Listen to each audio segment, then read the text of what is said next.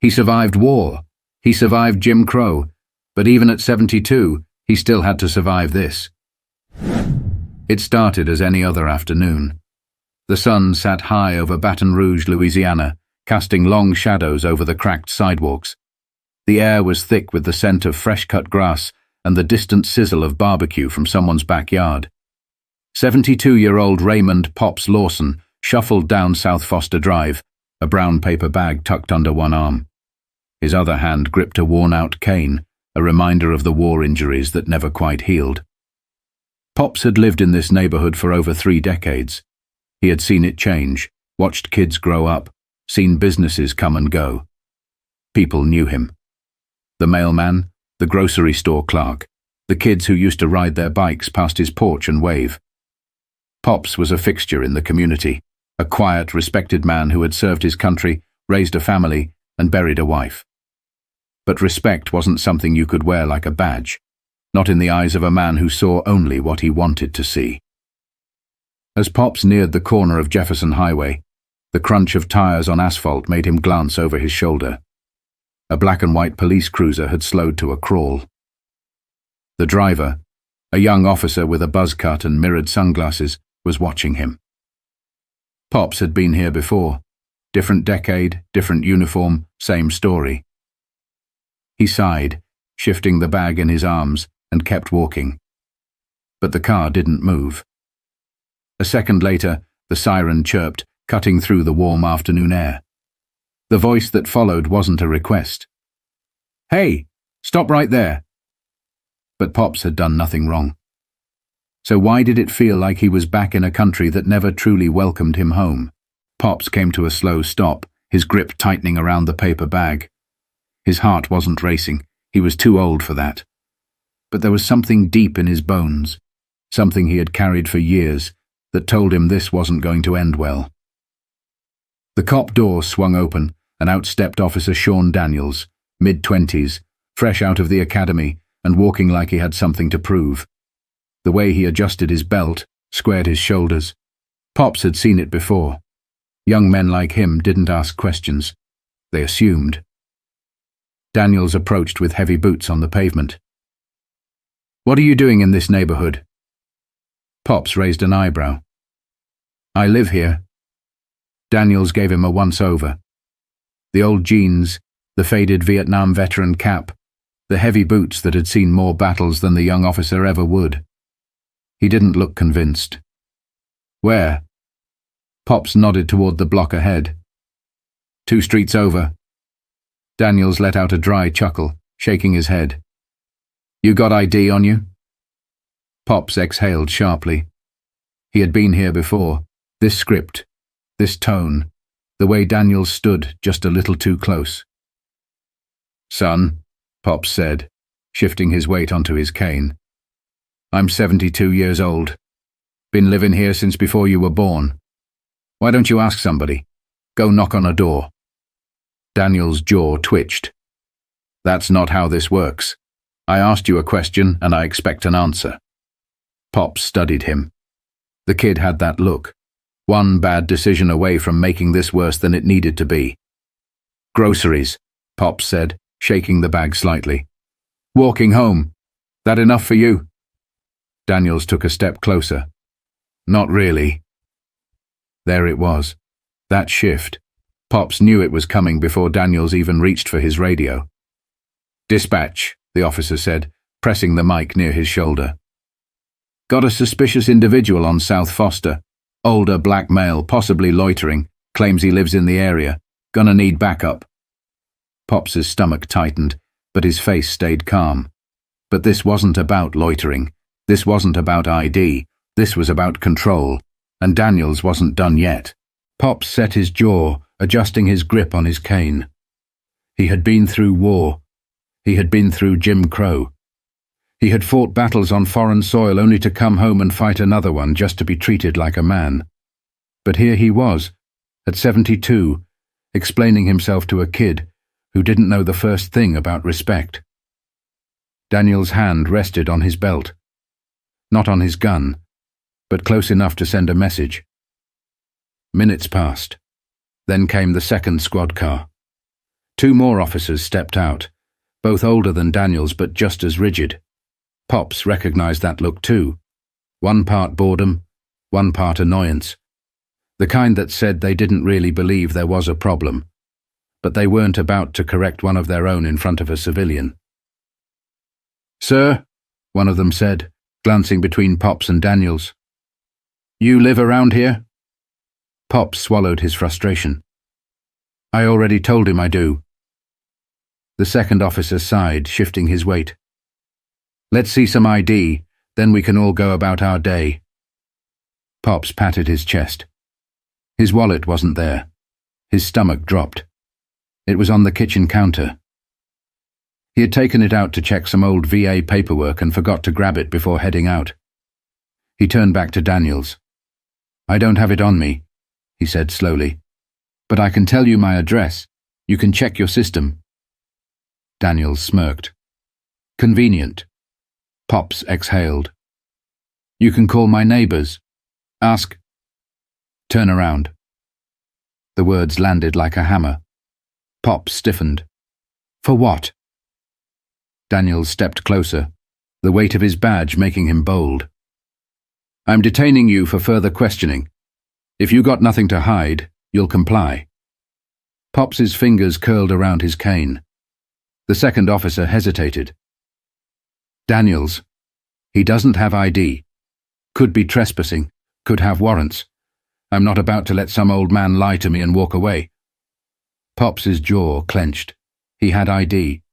It was just sitting 5 minutes away on his damn kitchen counter. Before he could say another word, Daniels grabbed his arm. It wasn't hard, not yet, but it was firm. "Turn around," the rookie repeated. Pop's knees locked. The world around him blurred, and for a second, he wasn't standing on a warm sidewalk in Baton Rouge. He was 20 years old again, in a place where a man could lose his life for simply standing in the wrong spot at the wrong time. His chest tightened. His breath came in short bursts. "I got a heart condition," he said through clenched teeth. Daniels didn't care. The hands that had once repaired helicopters under enemy fire, that had built engines and fixed transmissions for the community, were now being yanked behind his back like he was some kind of criminal.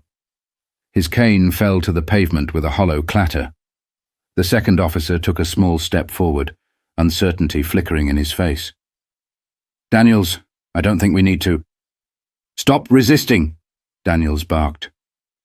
Resisting? Pops couldn't even breathe. The grocery bag slipped from his fingers, oranges rolling onto the pavement. His chest burned, the pressure in his ribs tightened. Then a voice cut through the chaos like a blade. "Let him go!" The street fell silent. Even the officers, cocky just seconds ago, froze at the sound of that voice. It wasn't loud. It didn't have to be. It carried the weight of something far heavier than volume. Authority.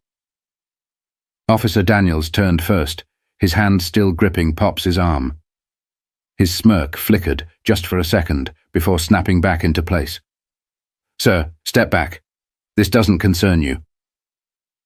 But Nathaniel Lawson wasn't just another bystander. He stood at the end of the sidewalk, hands at his sides, his presence alone shifting the air.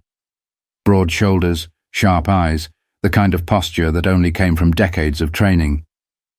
Daniels eyed him up and down, trying to measure the man in front of him. He saw a fit, middle-aged black man in a plain black t-shirt and jeans. What he didn't see, what he couldn't see, was the history written on the man's skin, buried under the quiet confidence of someone who had walked out of hell more times than he cared to count. Nathaniel took one slow step forward. "Let go of my father." The second officer cleared his throat. "Sir, we're in the middle of an investigation." Nathaniel's eyes never left Daniels. "I said, let him go." Daniels scoffed, doubling down. "I don't know who you think you are, but interfering with police business is a crime. So I'm going to say this one time. Back up." Nathaniel exhaled slowly. The way Daniels squared his stance told him everything he needed to know. This wasn't about law. It wasn't about ID or trespassing or a grocery bag full of fruit spilled on the concrete. It was about control. And Daniels had no idea just how out of control he really was. Nathaniel's voice stayed level. "You're making a mistake." Daniels rolled his eyes, turning back to Pops. "Yeah? And what exactly are you going to do about it?" That was the wrong question. Because Nathaniel Lawson wasn't just anybody. He was Commander Lawson, Delta Force, Special Operations. A man who had led missions in places most people didn't even know existed. A man who could dismantle a squad of armed insurgents with nothing but his bare hands and a plan. A man whose classified service record had names attached to it, names that had once been at the top of every government kill list. And right now, he was watching a rookie cop put his hands on his father. Nathaniel tilted his head, taking another step forward. "You don't want to do this, son." Daniels smirked. "You threatening me?" Nathaniel blinked. "No, I'm saving you." For the first time, hesitation flickered in Daniel's face. His grip on Pop's wrist loosened, just slightly. Nathaniel turned his gaze toward the second officer. "Check the system. His name is Raymond Lawson. He's been living here since 1988. Or do you need me to make a call?" That last part wasn't just a question. It was a loaded statement. The second officer, who had been skeptical of the stop from the beginning, made a decision. He stepped away from Daniels and reached for the radio. "Dispatch, run a name. Raymond Lawson, 72 years old, resident of..." Daniels's jaw tightened. "Are you serious?" The second officer didn't answer. Nathaniel's expression didn't change. He just stood there, calm, unshaken. Daniel's ego fought to stay upright, but something in Nathaniel's stare made him hesitate. There was no fear in those eyes. None. Only something much, much worse. Certainty. And Daniels finally understood what that meant. Daniel's grip on Pop's wrist twitched. He was holding on for the sake of pride now, but it was slipping. Fast. The second officer listened to the radio, nodding along as dispatch confirmed. "Raymond Lawson, long-time resident. No warrants, no record, no reason to be detained." Daniels's face burned. His jaw clenched so tight it looked like his teeth might crack. But he wasn't ready to let go. Not yet. Nathaniel stepped closer, just enough to close the space between them. Not aggressive, not threatening, just present. "You hear that?" Nathaniel said, voice calm. "That means you've got no reason to put your hands on him. So let go." Daniels inhaled sharply through his nose. His fingers twitched. He didn't want to lose this. Nathaniel watched him for a moment, then spoke again, softer this time. "You think I don't know what this is? I've seen men like you before. They walk into a room and need to be the biggest man in it. They push buttons just to see who flinches first." Daniels scoffed, shaking his head. "You don't know me." Nathaniel's lips barely moved. "I know you better than you know yourself." Daniel's throat bobbed. Nathaniel's voice stayed steady. "Here's the problem with that, officer. One day, you'll push the wrong man. And when that day comes, you won't have a badge to hide behind." The weight of those words landed like bricks. Daniel's fingers finally let go. Pops took a slow step back, rolling his stiff shoulder. He didn't thank Daniels, didn't give him the satisfaction of a relieved sigh. He just bent down, picked up his cane, and met his son's gaze with a nod. Nathaniel turned back to Daniels. "We're done here." Daniel's face twisted, still struggling to process the loss, but he didn't say a word. The second officer exhaled, looking like he wanted to be anywhere else. "Sir," he said to Pops, "apologies for the misunderstanding." Pops didn't reply, because it wasn't a misunderstanding. It never was. Nathaniel turned to his father. "Let's go." They walked away. Daniels didn't call after them. He didn't say another word, because deep down he knew he had just dodged a bullet. Nathaniel and Pops walked in silence, the heat of the pavement radiating beneath their feet. The further they got from the police cars, the lighter the air felt. But Pop's hand was still clenched around his cane, his knuckles tight, his breathing slow. Nathaniel glanced at him. "You all right?" Pops exhaled through his nose. "Ain't the first time. Probably won't be the last." Nathaniel's jaw flexed. It wasn't anger in his eyes. It was something colder, more calculated. He pulled out his phone. Pops gave him a sideways look. "Who you calling?" Nathaniel didn't answer right away. He scrolled through his contacts, then pressed one button. The line rang twice. Then a deep voice answered. "Commander?" Nathaniel's tone was calm, almost casual. "Got a situation. Need you to pull up an incident report from Baton Rouge PD. Today's date, South Foster Drive." The voice on the other end didn't ask why. "Give me 10 minutes. Nathaniel hung up. Pops frowned. "Son?" Nathaniel slid his phone back into his pocket. They don't get to walk away from this like it never happened. Pops shook his head, rubbing his temple. "You can't fight every battle." Nathaniel stopped walking. His father's voice was weary, full of something that sounded too much like surrender. He turned to him. "You taught me better than that." Pops didn't reply, because he had. Nathaniel's contact worked fast. By nightfall, Officer Daniels' body cam footage was already flagged.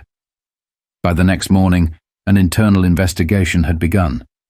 Within a week, Daniels was suspended, and within a month, he was gone. The department called it a violation of procedure. They never admitted what it really was. They never did. But the damage was done. Daniels had made a mistake, one that reached the wrong people. Pops never asked for details, never asked what Nathaniel had done or who he had called. All he knew was that, for the first time in a long time, he had walked to the store the following week without looking over his shoulder. And that was enough. Some battles are loud.